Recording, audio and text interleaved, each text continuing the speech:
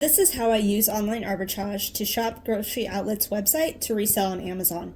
On Grocery Outlet's website, you cannot view their inventory, but if you go to the delivery tab and select Instacart, Uber, or DoorDash, you can filter through the products they have available and start researching for what you can resell on Amazon. For this video, I'm going to use DoorDash and select the grocery outlet near me. Unfortunately, you have to have a local grocery outlet to do this method because these are delivery options, not shipping options.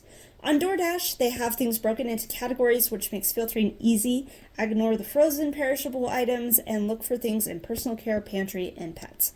For this video, let's look at pet care. I chose DoorDash because I like how they organize things.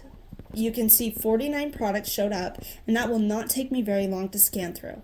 I can even narrow it down more and focus on specific brands or omit the brands I know I'm gated in to make sourcing that much faster.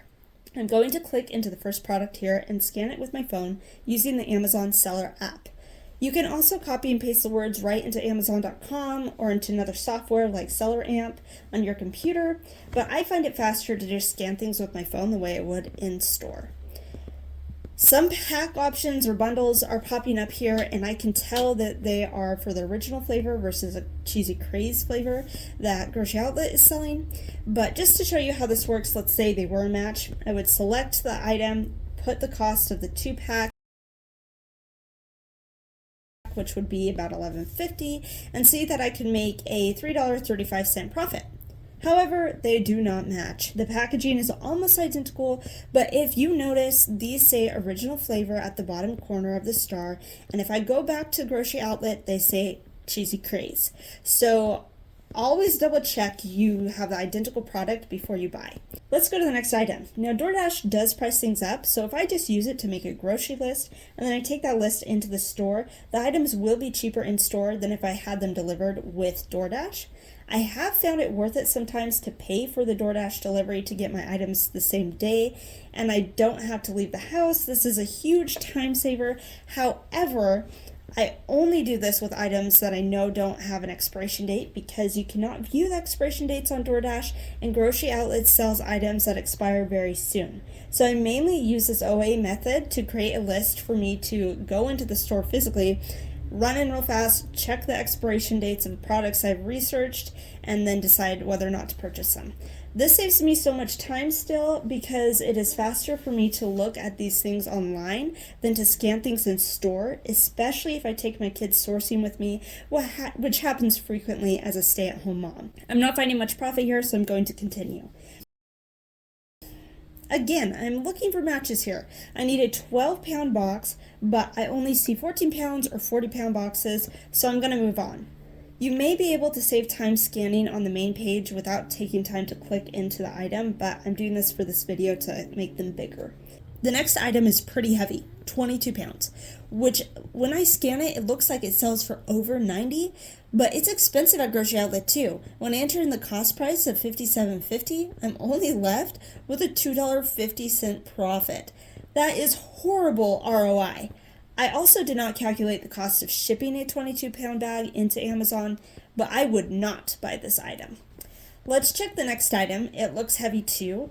Now scanning like this goes faster if I'm not trying to make a video, but no profit here, so let's check the next item. I'm just double checking that all the flavors match on the listing, and it looks like they do. The sales rank looks really good, so when I input the price, I come up with a $7.92 profit. So since I am on my computer, when I find something good, I like to highlight the text, right-click to open up Seller Amp. I can see the stats on Seller Amp or open Keepa. I like to check the data tab on Keepa to see how many items are in stock and how many sell a month. I also check the buy box to make sure it's being shared.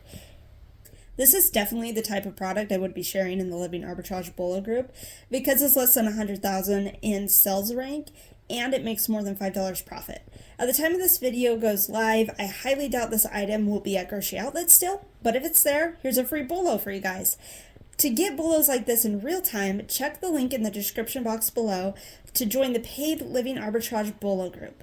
Use 50 off to get 50% Off your first month. Now that I know I found a profitable product, I hit add to cart. Then I would keep sourcing. If I wanted to, I could check out with DoorDash. I've done this method before. It's a huge time saver, but like I said, you've got to account for the DoorDash fees and make sure the items are not going to be expired.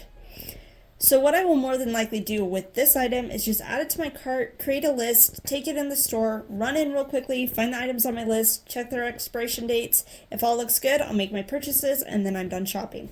This is still a huge time saver because it's faster for me to scan items on my computer at home versus in the store. It is also a nice surprise to find that the items are priced cheaper in store and you end up making more profit than you previously calculated.